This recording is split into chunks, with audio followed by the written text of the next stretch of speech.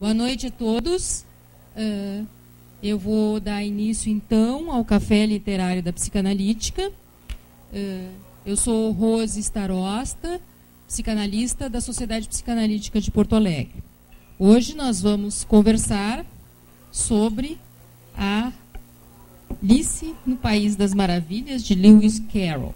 Temos aqui a convidada, a professora Vera Teixeira de Aguiar, doutora e professora da Faculdade de Letras da PUC, do Rio Grande do Sul, e a doutora Tula Brum, psicanalista da SPPA. Então, cada uma vai apresentar um pouquinho da Alice a partir do ponto de vista da literatura e da psicanálise. E depois nós vamos conversar, todos aqui, todo o público, sobre a apresentação.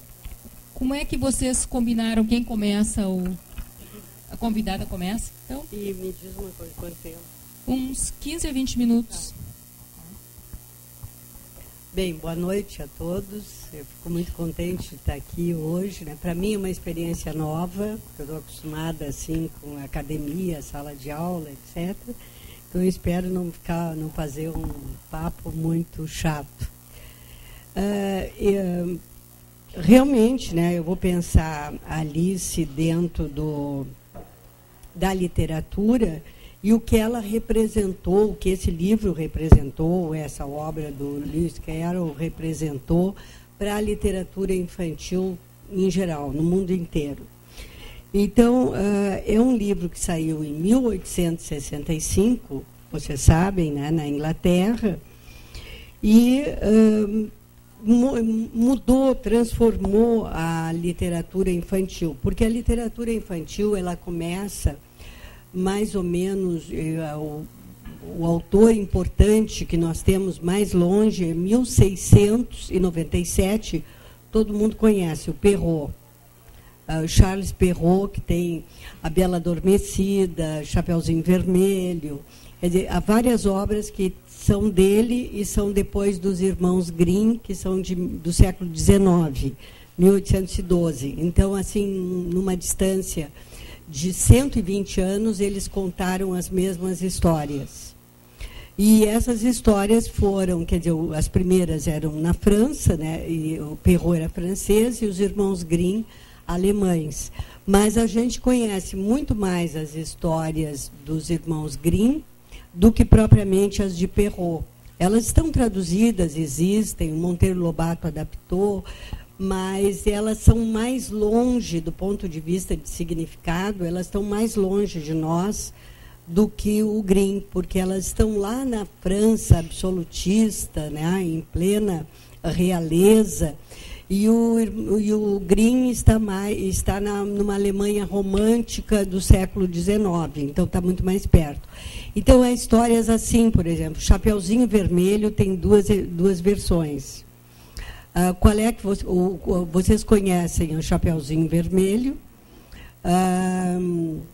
em que ela vai levar o bolo para a avó, vai para a floresta, encontra o lobo, né? O lobo corre, come a avó, depois come a Chapeuzinho Vermelho, e daí?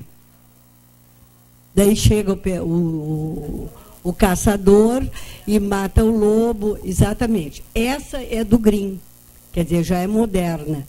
O Perrault não escreveu isso, ele terminava com a menina entrando na casa da avó, o lobo está deitado, ela tira a roupa, se deita do lado dele e começa a palpar o corpo dele. E diz assim, por que tu é tão peludo? Por que tu tem os braços, por que tu tem as mãos tão grandes? Por que tu tem os olhos tão grandes? Faz aquelas mesmas perguntas, mas é assim, a menina examinando o corpo do homem. E aí ele, quando ela pergunta pela boca, né, ele diz assim, para te comer, e se atira por cima dela, come a Chapeuzinho Vermelho e é ponto final. Comeu, está comida. Né? Não tem volta, não tem essa restauração que é o Chapeuzinho Vermelho dos irmãos Grimm. Isso para dar uma ideia. O Perrault é mais realista, né? E também a moral era mais... como é que eu vou dizer? A moral era mais severa. Então, uma menina que sai da linha não tem volta. Né? Não tem nada de matar o lobo. Até eu sempre digo que matar o lobo A figura do caçador é a figura do pai. Matar o lobo é fazer o casamento, que é o que a sociedade burguesa, né, tradicionalmente, pelo menos fazia. Hoje a gente já não se importa mais tanto. Mas é exatamente isso, quer dizer, quando ele mata o lobo, o pai mata o lobo que o homem é. Quer dizer, o sedutor que o lobo representa. Né? É, de certa forma, fazer o casamento. Eu estou me metendo aqui, mas eu estou em casa, né?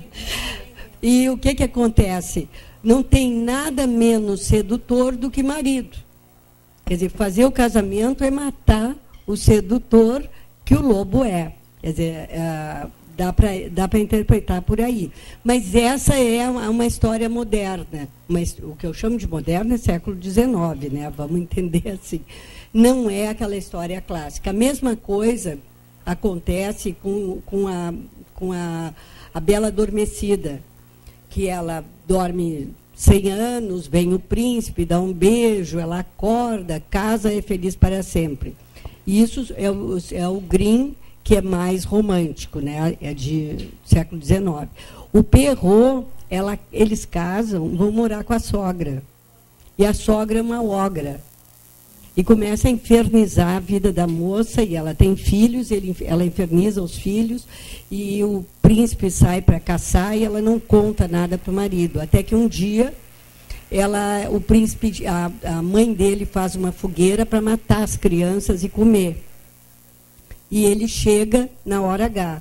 Então, ele vê a cena e tem que fazer uma escolha, né, entre a mãe e os filhos. E a mulher e os filhos. E ele opta pela mulher e os filhos, e a mãe, desesperada, se atira na fogueira. Então, o Perrault, de novo, é muito severo. Quer dizer, casar é romper com a mãe. Né? Não é casar e levar a mãe, o papagaio, né, a vida da antiga família junto. Então, mas vejam bem, por que eu fiz essa digressão? Para dizer que esses contos clássicos, que se transformam nos contos, assim, que são a base de toda a literatura infantil no Ocidente, mesmo contos assim como As Mil e Uma Noites, que vêm do Oriente, se tornam, né, uma fonte de literatura infantil. Eles trabalham com elementos mágicos. São poucos os contos que têm crianças e que tratam de temas voltados para a criança realmente. Um dos poucos é o João e Maria, que até nome tem, porque geralmente eles não têm nome, né? Eles são o príncipe, a princesa, quer dizer, eles são tipos humanos específicos em determinados papéis. E aí a literatura, até ali, ela trabalha sempre com o simbólico e sempre com elementos que são mágicos, quer dizer, que partem do mundo real para um outro tipo de ambiente em que as crianças podem sonhar. Alice é um dos primeiros textos da literatura infantil moderna, vamos dizer, em que a personagem principal é uma menina de carne e osso, uma menina como as crianças leitoras, né, possíveis, que conta, o narrador conta a história da menina que sai atrás do coelho. Eu acho que vocês todos conhecem a história, porque é uma história difícil de a gente contar. Porque a Alice está no jardim, junto com a irmã, passa um coelho, ela sai atrás dele, ele entra numa toca, ela entra atrás e ela cai nesse mundo imaginário. E aí ela passa por uma série de situações que não tem nada a ver com a lógica do lado de fora. E o autor vai desconstruindo, ele desconstrói todas as categorias, né, de tempo, de causa, de consequência, de espaço.